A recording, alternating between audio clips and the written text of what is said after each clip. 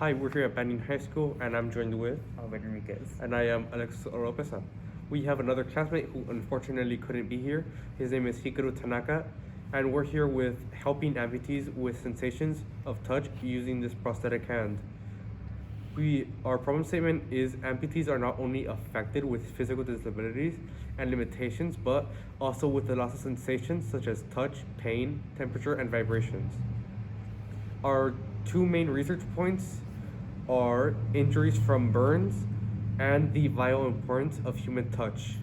We came up with 4 concepts for solutions, like a visual cue, like a light that can indicate heat, an auditory cue, which can display different types of sounds, mobility, in which it can react automatically, and even NeuroMaker's BCI, or brain-computer interface, which can send signals to the brain, which are all great concepts in preventing or alerting someone with heat-related injury.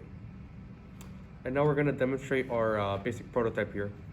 So here we have this red cube, which represents something that is hot.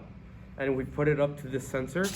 The handle retract away from, the fingers will retract away from the cube, and this red light will turn on. And if we put this blue screwdriver up to the sensor, the handle will go in to grab this said screwdriver, and the green light will turn on.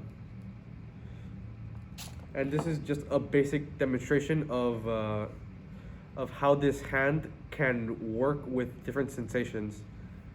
Yeah, that concludes our presentation. Thank you for listening.